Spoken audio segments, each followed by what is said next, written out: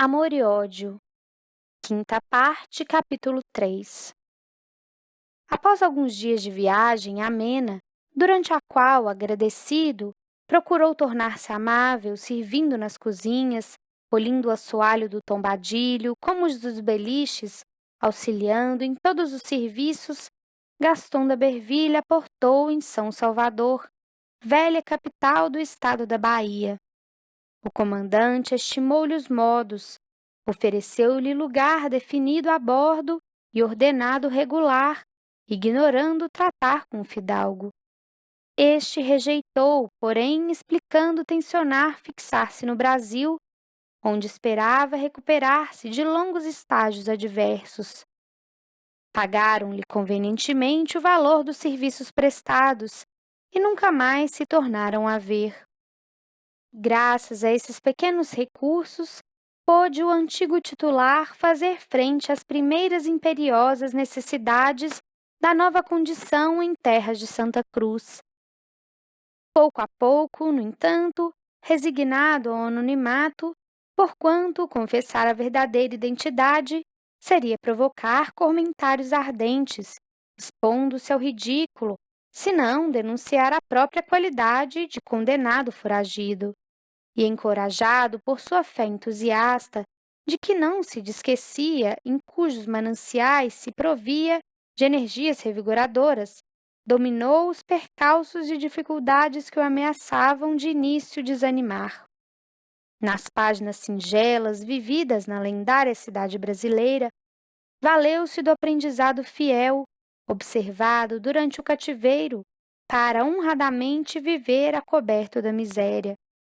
Assim foi que se utilizou nobremente dos instrumentos próprios do operário laborioso e humilde, compreendendo comovido e satisfeito mais uma lição que o destino oferecia aos seus preconceitos de antigo aristocrata, isto é, que também o martelo, a serra, como o machado e a picareta, são honrosos padrões de nobreza, credores de admiração e respeito.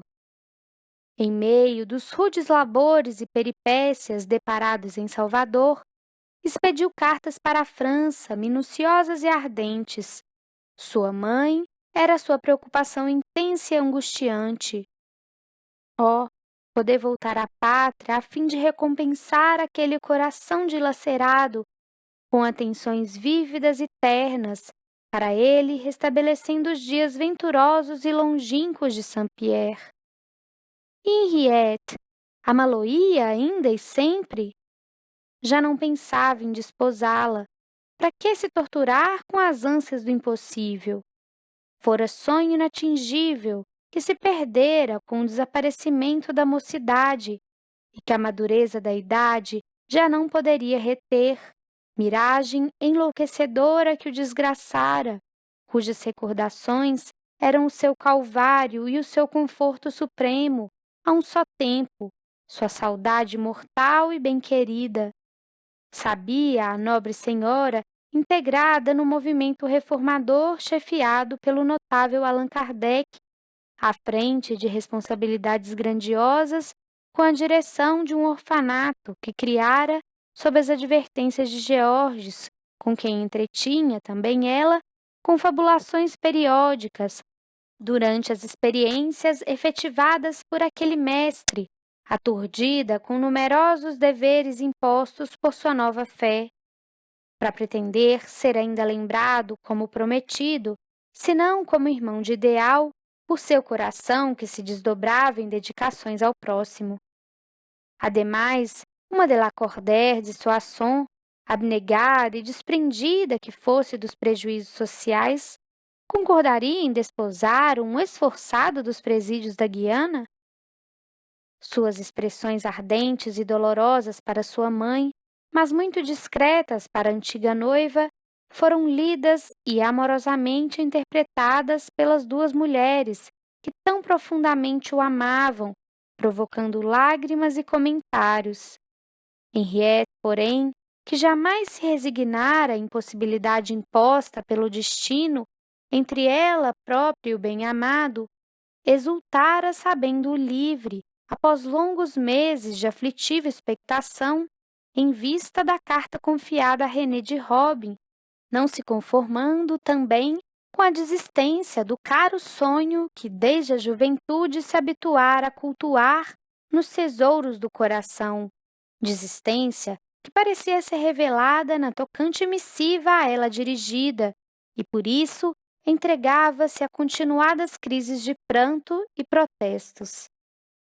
Por esse tempo, o Visconde de Lacordaire havia falecido, depois de cruciante enfermidade agravada pela neurastenia.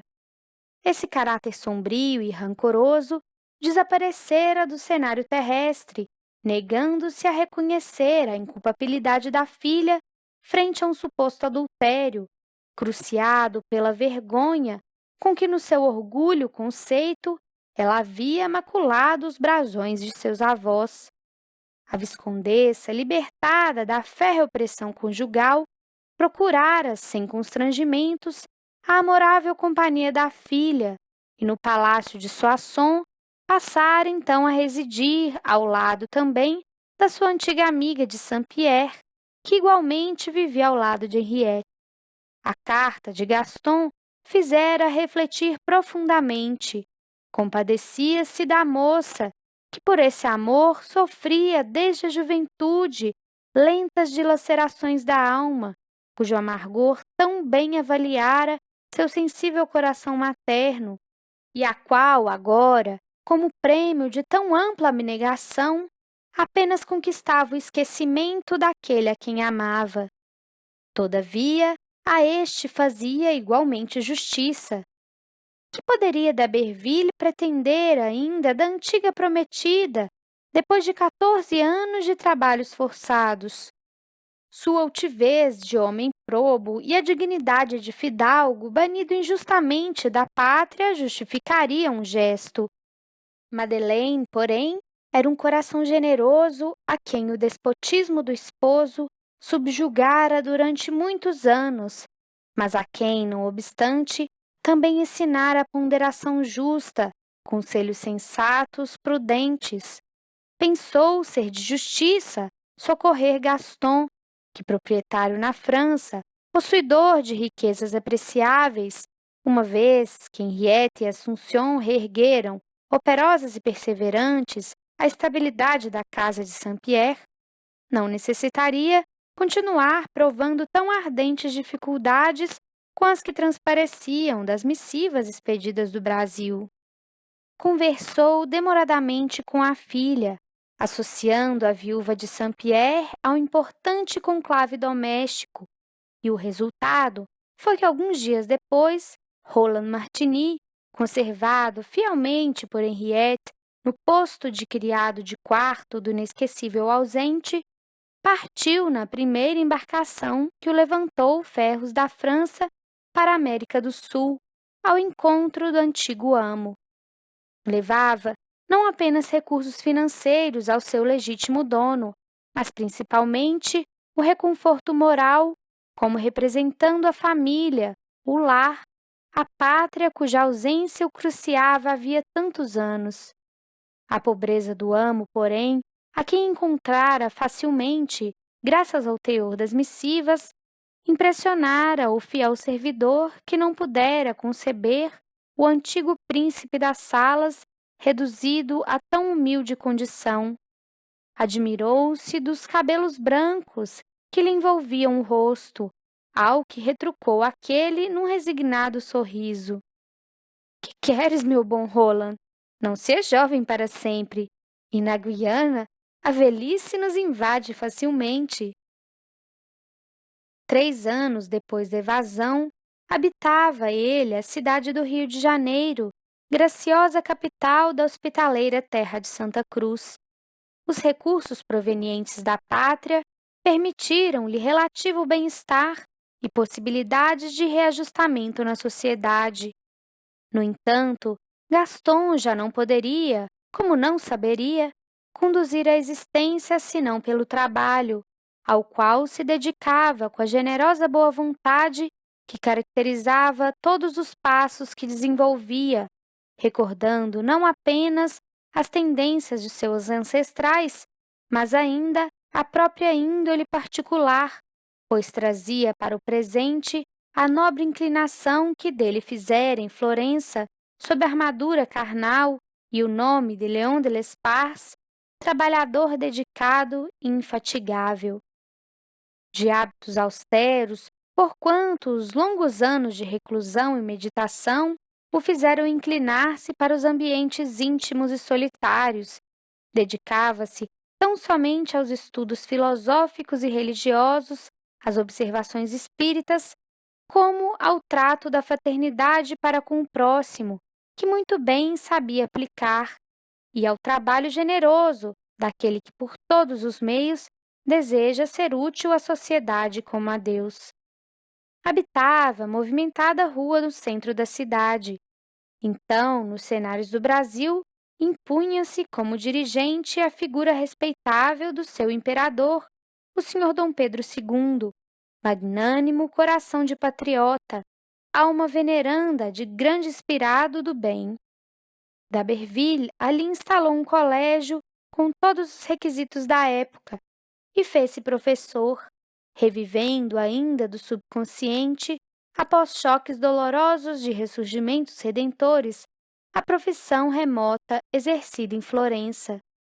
E recordando, saudoso e cheio de admiração, seu antigo mestre de Paris, o Sr. Denisard Rival, agora universalmente conhecido sob o pseudônimo de Allan Kardec, de cujas gentilezas acabava de receber novo e precioso resumo de Assuntos Espíritas, o Livro dos Médiuns, criou, como aquele o fizera na Rua de Sèvres, número 35, em Paris, cursos gratuitos para moços pobres que desejassem ilustrar-se, aprofundando-se no estudo de línguas estrangeiras e matemáticas, nobre gesto que lhe valeu aplausos gerais, até mesmo do imperador, que o recebeu em palácio felicitando-o calorosamente, agradecido pelo interesse demonstrado pelos moços brasileiros.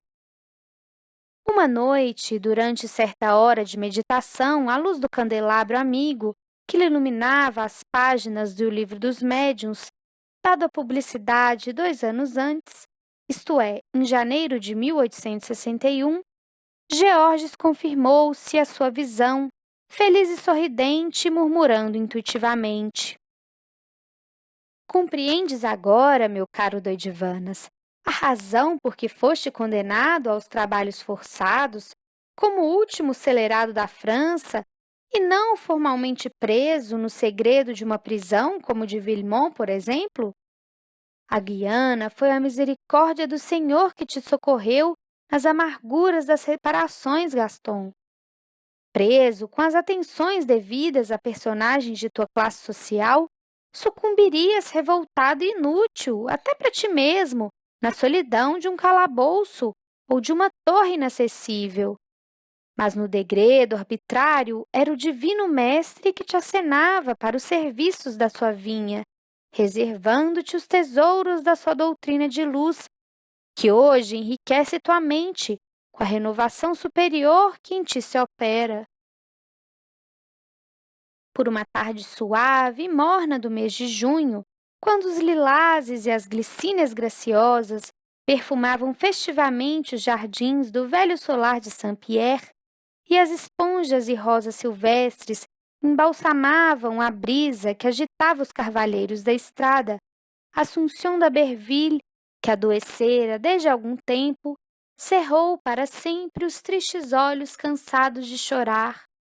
Ela desejara despir-se do fardo carnal, envolta na doçura do ambiente gratíssimo em que fora tão feliz ao lado do amorável esposo e do filho querido. Henriette Flavie, a filha do seu coração, que lhe fora arrimo na desgraça, piedosamente lhe satisfazera o desejo, transportando-a para ali ao se agravar o mal, acompanhando-lhe os longos dias de agonia. E porque o herdeiro de Saint-Pierre se encontrasse impossibilitado de cumprir a tradição da família, selando a pedra do túmulo, uma de la Cordère de Soissons fraternalmente o substituíra. A pobre Assunção espiara dolorosamente, mas resignada e dócil, a fraqueza de critério que dera prova outrora, na tradicional Florença de tão sombrias recordações, quando, vivendo sob as vestiduras carnais da governanta Marta, da família de Lespars, se tornara cúmplice de um assassínio como de um adultério, favorecendo com seu consentimento, sem tentar demovê-lo, o impulso criminoso do jovem Charles contra o espadachim César e protegendo-o e incentivando Leon no abominável delito com Adélia de Molino. Fizeram-na reencarnar no mesmo círculo afetivo, na pessoa da Marquesa de Saint-Pierre, na qual vimos a dolorosa odisseia expiatória do seu coração de mãe. O trespasse da nobre senhora, como se prevê, mergulhou a viúva de Soissons em intraduzível pesar, certamente que se resignava ao fato, considerando-o natural. Era discípula do Sr. Allan Kardec, para quem a morte não traduzia lutos nem mistérios, para quem os chamados mortos eram os verdadeiros vivos e com os quais convivia assíduo e prazerosamente. Sabia que Assunção, festivamente recebida no mundo espiritual pelos entes amados que na grande jornada precederam, encontrava-se feliz, amplamente recompensada dos dissabores pacientemente suportados durante o estágio terreno. Mas Assunção era mãe de Gaston, a quem ela própria continuava amando fervorosamente, sem abatimentos. Seria, portanto, um pouco, muito do bem-amado, que ao seu lado vivia, como que atraindo-o para ela própria, consolando-a das saudades, revigorando-a com os ânimos da esperança. Entregue à aflitiva angústia, escrevera longa missiva ao antigo prometido, participando da lamentável ocorrência, e a carta, pronta para ser expedida no dia imediato, sob o nome de Roland Martigny, encontrava-se sob a secretária da sofredora marquesa. Fatigada pelo esforço, Henriette reclinou-se num divã, procurando repousar. Meditou durante alguns minutos. Lentamente, incomum sonolência sobreveio, dominando-lhe os movimentos externos, mas ativando energias favoráveis às percepções psíquicas. Sua alma, atingida por impenetráveis influenciações, pairava sobre o recinto, a viver de preferência o estado interior ou psíquico, sem que, não obstante, a vencesse o sono natural. Sombras imateriais iam e vinham, dirigindo-lhe a palavra em agradáveis entendimentos mentais, e claridades imaculadas traduziam belezas inimaginadas, como alongando suas possibilidades de compreensão às percepções de instâncias glorificadas pela paz. Em meio desse indescritível encantamento espiritual, ela reconheceu de chofre a imagem atraente de Georges, o amorável esposo, cuja memória jamais deixara de cultuar com fervor. Fitou-a ele enternecido, qual se funda piedade o envolvesse, alterando-lhe a serenidade do espírito. No entanto, sorria, e aureolado de cintilações imateriais, a Henriette pareceu-se defrontar um santo glorificado nos céus. Ungida de fascinação e respeito, murmurou comovida: Ó Georges, como és grande no mundo espiritual! Mas ele preferiu responder ao louvor com uma interrogação que se diria banal. Que te impede de te transferires para o Brasil? Era pouco mais de meio-dia. D'Aberville dava aulas de línguas à numerosa classe de jovens. Resplandecia no firmamento azul, sem nuvens, o sol festivo dos trópicos, esbanjando esplendor por sobre a cidade que se agitava em seus trabalhos costumeiros.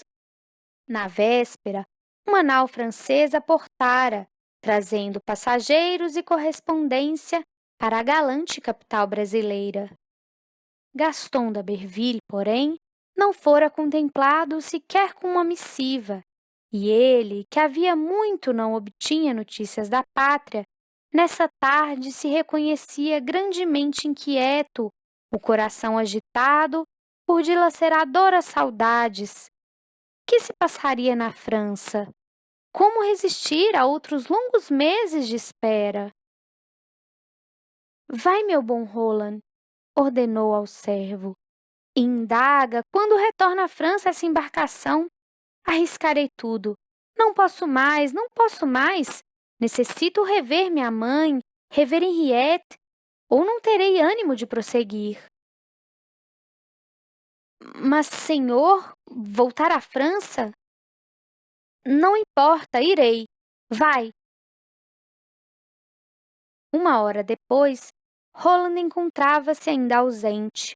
O professor emérito transitava de uma sala a outra, iniciando nova aula, quando um aluno aproximou-se, o advertiu após solicitar a devida licença. Senhor, acham-se no salão de visitas duas damas que lhe desejam falar. Quem são? Interrogou indiferente o divino Apolo de outros tempos. Negaram-se a declinar os nomes. Trazem luto pesado. Eu as receberei depois da aula. Roga-lhes a fineza de aguardarem alguns minutos.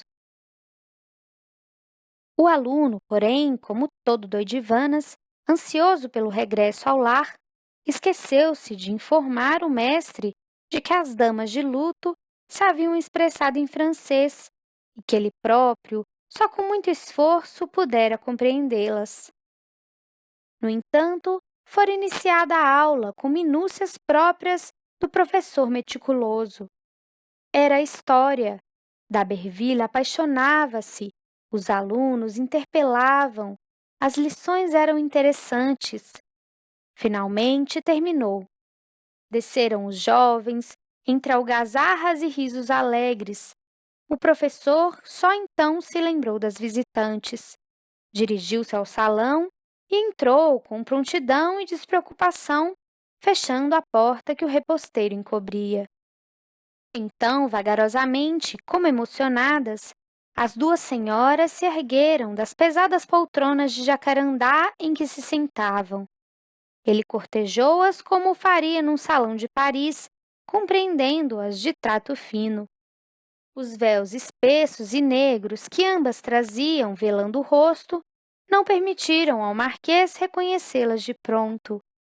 E enquanto uma enxugava duas lágrimas com a ponta do lenço negro, a outra, que parecia mais moça, suspendia lentamente o véu com as mãos trêmulas, olhos enxutos fixos nele, muda e pálida como um espectro. E quando aquele rosto pálido foi finalmente contemplado, quando aqueles olhos enxutos foram reconhecidos, ele nada pôde dizer. Caiu reverente aos pés daquela dama trajada de negro, abraçou-lhe como louco os joelhos, beijou-lhe as vestes, banhado em lágrimas, e murmurava apenas, como se toda a sua vida e a sua alma, todo o seu ser e a sua desgraçada história se resumissem num único nome. Henriette, Henriette, Henriette! As duas senhoras eram, com efeito, Henriette e sua mãe. 4 meses depois, no majestoso templo de São Francisco de Paula, no Rio de Janeiro, Gaston Augustus d'Aberville, Marquês de Saint-Pierre, unia-se pelos sagrados laços do matrimônio a Henriette Clary Flavie de la Cordaire.